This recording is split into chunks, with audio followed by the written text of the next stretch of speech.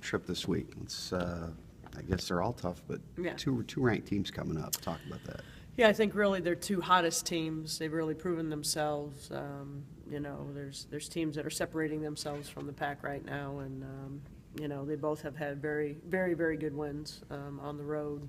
So you know, we got to be the road warriors really our next 4 out of 5 games. So we just got to bring what we're bringing right now, try to bottle it up, channel it. But the two things is going to be physicality and toughness. You like this team on the road? So far I have, Yeah. you know, I think you become more focused when you're on the road, and you know everybody's against you, and you know, I think we've done a pretty solid job, you know, building that character of going on the road and us against the world mentality.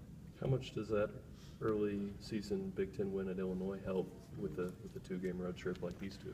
Well, we hope that, you know, it'll continue.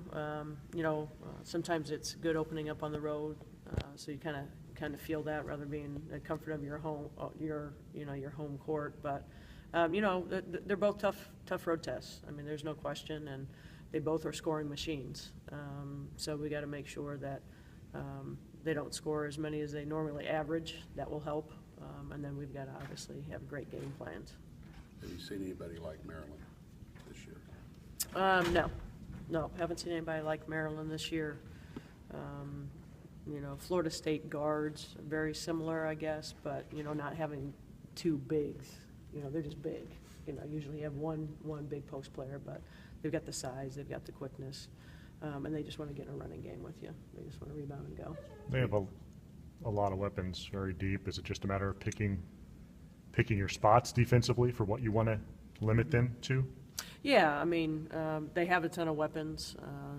A lot of people playing 15-plus minutes, Yeah. you know, and I think that's the key in the Big Ten is you got to have great depth, and they have that more than any team, and that's why they're being successful. But you know, we just got to guard everybody like they're the same because they all have that much talent.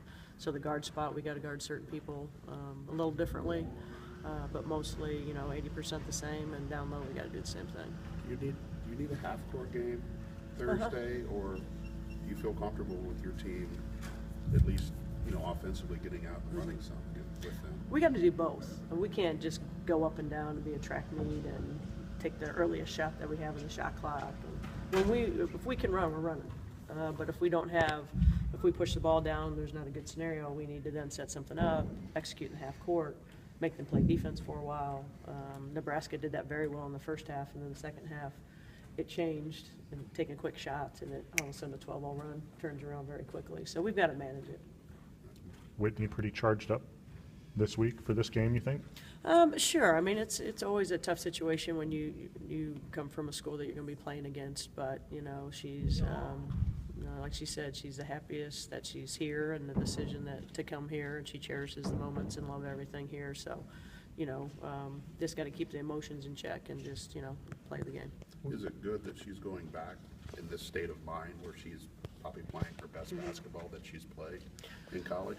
Yeah, I think that, you know, I think that's great. It bodes well for what she's done in her work, and you know, but going there obviously is different. If Maryland came here, it's one thing, but it's on a different platform going back to where she transferred from. So, you know, I'm just glad, and she's glad that she's playing at a high level right now for her team.